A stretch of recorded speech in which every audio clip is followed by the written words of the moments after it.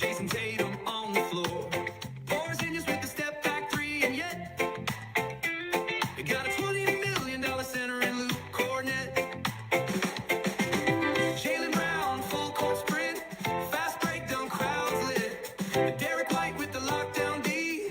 Every game feels like history. Highlights, reaction, all season long. Your Celtics source with the intro song. Big takes, play-by-play and analysis. Sit back and relax, you don't wanna miss. What's up, everyone, and welcome in to your Celtic Source, home of your 2024-2025 Sixth Man of the Year, Payton Pritchard, and your 1-0 Boston Celtics. I got a couple of things to talk about today. Obviously, we're going to talk about Payton Pritchard and just the incredible season that he had this year. Basically, carrying this team for stretches this season. We obviously are going to do some takeaways from game one. And then I'm sad to say that we do have to talk about Jayson Tatum. But, we'll save that for last. We'll start with, takeaways from game one. My first, thought was, why do we not see Sam Hauser for, more than 9 minutes in this game, right? Sam Hauser has had a history of getting attacked on the defensive end by some of those more dynamic guards and bigger forwards like Paulo Banchero, but he wasn't being attacked in this game. It felt like, Joe Mazzulla didn't even play him to see what he could do in this one.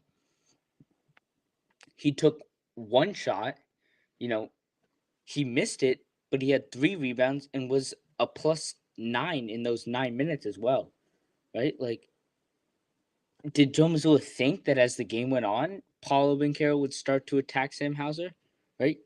Prichard did a good job on Paulo playing much heavier minutes, and obviously Payton Pritchard, had an incredible offensive night as well.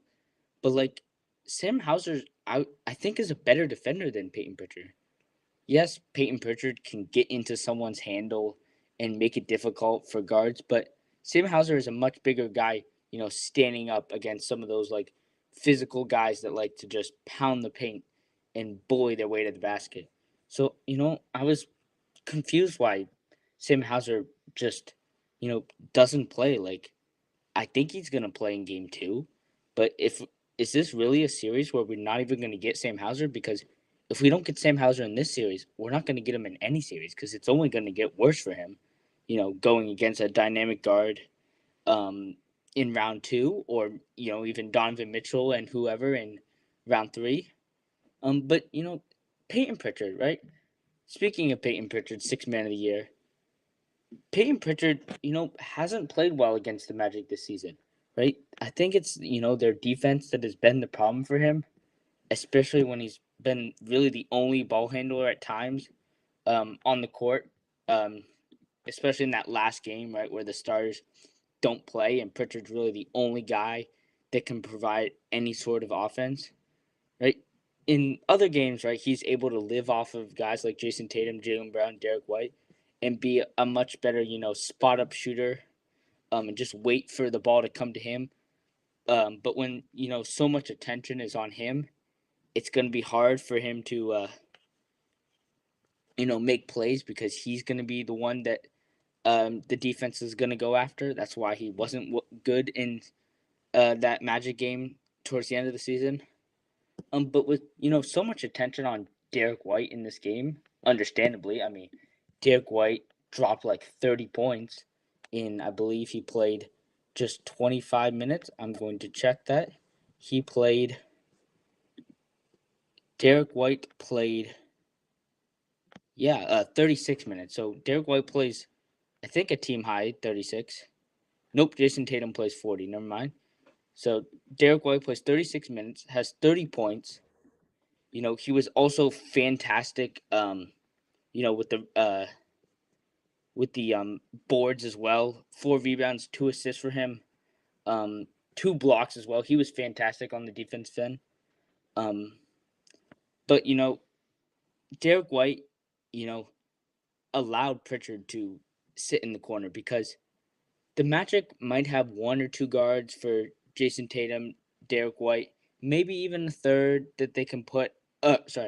That they can put on Jaylen Brown. But when you have Payton Pritchard, there's no one on another team that is on the bench that is able to provide the same amount of scoring as Payton Pritchard on the offensive end, and then guard him on the other end. Like no team has that in the league. Maybe one, maybe two six mans across the league have the same abilities that Payton Pritchard does. Um, what else? We'll talk about Jayson Tatum in a second. Um, Jaylen Brown, he didn't even look that bad in this game, I would say, right? He looked, he was somewhat aggressive. He wasn't, his 100% Jaylen Brown that we have seen at times this season and obviously last year. But if you didn't know about this injury and you just came in and watched Jaylen Brown, you wouldn't say that he was struggling or anything. He took shots when he needed to. In the first half, he was trying to get to the basket. It looked like he was trying to make plays for others. It looked some almost as like, he.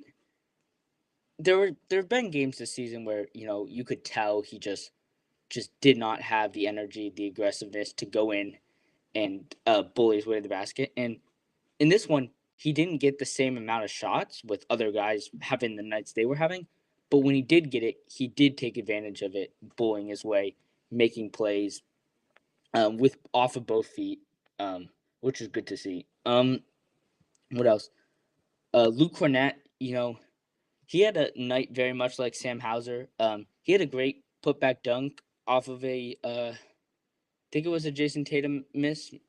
I'm not quite sure, but you know, he wasn't effective. I thought this would be a good double big series, but it seemed like at least in game one, right? He didn't get the ball much. He wasn't able to do much pick and roll with Jayson Tatum. We'll see how it goes with him as this series progresses. Um, you know, the Celtics didn't get off to a fast start in game one as well, right? And it really was their ability to come out in the third quarter, basically flying, that made Orlando call the first timeout and change the momentum of the game. Right? Orlando is a physical team, right? They gave the first hit in the first quarter and mostly in the second quarter as well when they actually took the lead into half, right? And you know, it's going to be key for the Celtics to start each quarter and end each quarter with a hit of their own. And I don't mean like physically like bumping them, but like either making a run or bowling their way to the basket, slowing the other team down. I think that's going to absolutely kill Orlando because you know if they're in the game and they feel like they can win this game, they're going to stay in the game and it's going to be a hard fourth quarter and even you might even lose it at the end. But if you can get out to an early lead and put them away early and hold the lead, like you don't have to hold it at like 30 points, but if you can hold it around the 15 to 20 and never really let them back under 10 points, it'll be so much easier. You can rest your starters. Um, you know, they're going to be guys. I'm not worried about this series. I think it's going to be a sweep, but you need your guys to stay healthy. And the fewer minutes they're playing, the more time they are sitting on the bench with a bucket of popcorn in their hands, is the better it's going to help you as the next series goes on and even into the finals, conference finals. Okay, Payton Pritchard. I mean, let's just talk about the season that he had. Okay, I'm gonna pull up his stats right here. Payton Pritchard had a career high, um, career high minutes at 28.4 minutes. That is almost starter minutes. That was more than you know a lot of guys. That was about the same as Al Horford was getting. You know, there were nights when he only started one game this no, he started two games this season. One where, there was a couple guys out and he started, and obviously he started in the Orlando game. And I think Joe Mazzulla did that on purpose to, try and keep that six man of the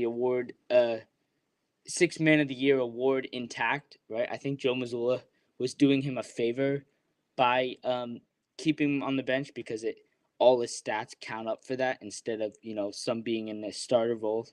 So Joe Mazzulla actually helped him out on this case, but nevertheless, right?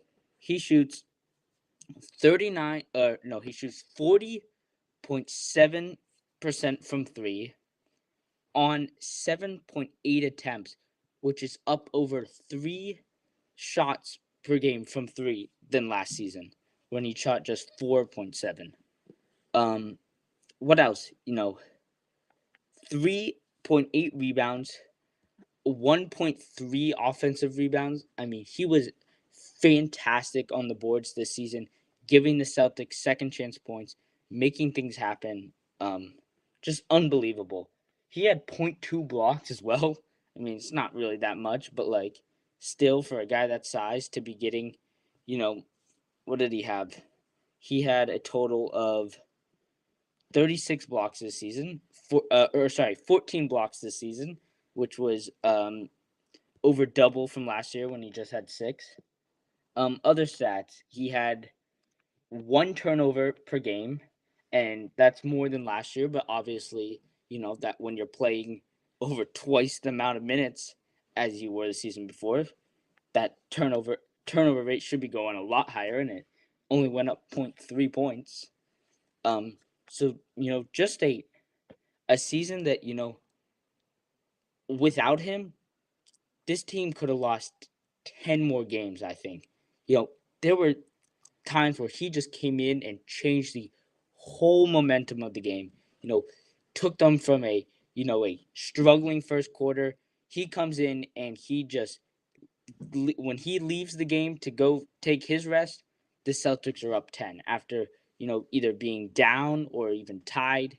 So just unbelievable in his stretches, right? And he wouldn't play like 12 full quarter stretches. He'd play like 5 minutes, and there'd be like a plus 15 swing. So just, incredible. I've said this before. I mean, you can't say enough about what he did to, to basically take a team that had won the championship last year, was facing tougher competition this year, and keep them at the top with guys out of the lineup. Kristaps Porzingis, remember, he missed the first like 15 games of the season. You have Jaylen Brown, Jayson Tatum missing games. You have Derek White missing games, right? Jayson Tatum, Derek White, basically the whole starting lineup was, sick or injured at some point, you know, and he just kept them afloat, especially in that January slump where everything was not going. Payton Pritchard included in that, but at least he was able to keep everyone in the game. They were able to stay 500, keep their head afloat, and then when they came out of it, this team just took off. Right, this team was really good to start the season, but we knew the Thunder and Cavaliers were good. They go into that slump and they lose their games on the Thunder and the Cavs, and then they come out of that slump in February, and they are the hottest team to finish the season. I mean, they picked up 5 or 6 games on the Cavs after being down like 10. I mean, incredible. Okay, I think it is time we do have to talk, unfortunately, about Jayson Tatum. Right, we all know he went down on a hard foul by Contavious Caldwell Pope, KCP. Um, who knows? I mean, they called it a flagrant after review. I don't know if it was a flagrant. It was just a hard foul. Obviously, you like the flagrant to be called. Al Horford and Drew Holiday, were stepping up for their guy and, yelling at the ref, started a little scrum underneath the basket after that, as, anyone would do, protecting their teammates. But, Jayson Tatum, he steps up and he proceeds to miss the 2 next free throws. And, he's been struggling the whole game shooting. He's struggled, since like March. He's been absolute terrible shooting threes and really shooting overall. And very similar to last season, very similar to 2022 when they lost in the finals. He's got to figure it out. And unfortunately, this injury does not help. He goes to the x-rays, and he comes out clean. But obviously the x-rays don't tell everything, and we find out today from Shams and the Celtics that he has a bone bruise in his right wrist, his shooting wrist, and those are the sorts of injuries that don't just go away with over time. They go away with rest, but you're not getting rest in the playoffs.